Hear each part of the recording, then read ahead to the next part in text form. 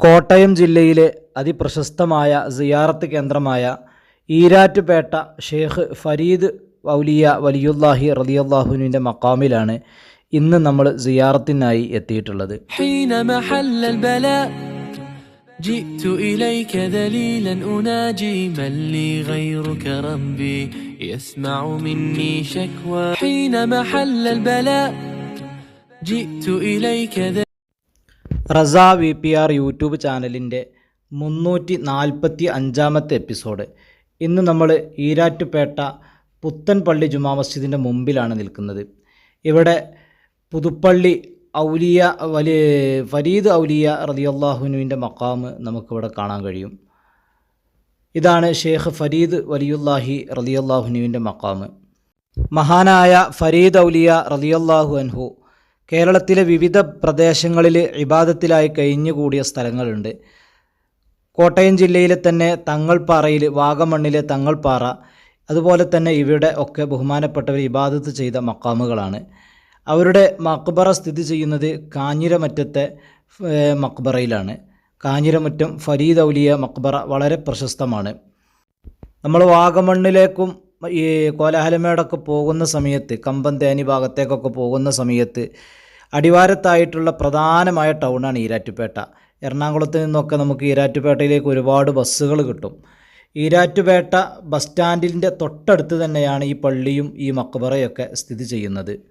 പൊതുവെ ചരിത്രകാരന്മാർക്കിടയിൽ ചരിത്രങ്ങളിലുണ്ടാകുന്ന അഭിപ്രായ വ്യത്യാസങ്ങൾ പോലെ തന്നെ ഫരീദ് ഔലിയ റളിയല്ലാഹുവിൻ്റെ ചരിത്രത്തിലും വലിയ അഭിപ്രായ വ്യത്യാസങ്ങൾ കാണാൻ കഴിയും.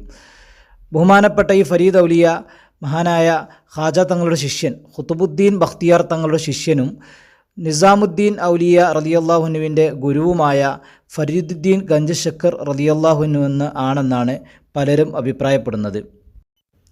എന്നാൽ ഇവരുടെ മക്ബറ സ്ഥിതി ചെയ്യുന്നത് കാഞ്ഞിരമറ്റത്താണെന്ന് പറയുമ്പോൾ പലരും പറയപ്പെടുന്നത് അത് പാകിസ്ഥാനിലെ അജോധനിലാണ് എന്നും പറയുന്നുണ്ട്.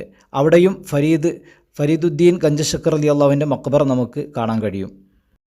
ഇങ്ങനെ ഈ മഹാൻ്റെ മക്ബറ 2 സ്ഥലത്ത് ഉണ്ട് എന്ന് പറയപ്പെടുമ്പോൾ തന്നെ ചില ചരിത്രകാരന്മാർ പറയുന്നത് ഇവിടെ അന്ത്യവിശ്രമം കൊള്ളുന്ന ഫരീദ് ഔലിയ ഫരീദുദ്ദീൻ ഗഞ്ച് ശക്കർ റളിയല്ലാഹു അല്ല എന്നും, മഹാനായ ഔസുൽ ആളം തങ്ങളുടെ മറ്റൊരു ശിഷ്യനായ ബഹുമാനപ്പെട്ട ഫരീദുദ്ദീൻ ഖുറാസാനി റളിയല്ലാഹു അൻഹു എന്ന മറ്റൊരു ശിഷ്യനാണ് പൊന്നാനിയിലെത്തുകയും അവിടെ തോട്ടുങ്ങൽ പള്ളി നിർമ്മിച്ചതിന് ശേഷം പിന്നീട് കാഞ്ഞിരമറ്റത്തും കോലാഹലമേടും ഇവിടെയുമെല്ലാം എത്തിയത് എന്നാണ് അഭിപ്രായപ്പെടുന്നത്.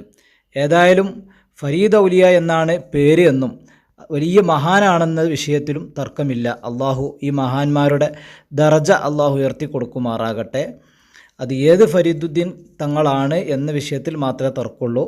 മഹാനാണെന്ന വിഷയത്തിൽ നമുക്ക് തർക്കമില്ല. അതുകൊണ്ട് പരമാവധി ആളുകൾ നമ്മളിവിടൊക്കെ സിയാറത്തിനെത്തുക. അവർ ഇബാദത്ത് ചെയ്ത സ്ഥലമാണ്. അള്ളാഹു അവരുടെ കൂടെ നമ്മളെ സ്വർഗത്തിൽ ഒരുമിച്ച് കൂട്ടുമാറാകട്ടെ. ആമീൻ. അസ്സലാമു അലൈക്കും വറഹ്മത്തുള്ളാഹി. അടുത്തത് നമ്മൾ ഇവർ ഇബാദത്ത് ചെയ്ത സ്ഥലമായ വാഗമണ്ണിലുള്ള കോലാഹലമേട് തങ്ങൾപ്പാറയിലേക്കാണ് നമ്മുടെ യാത്ര.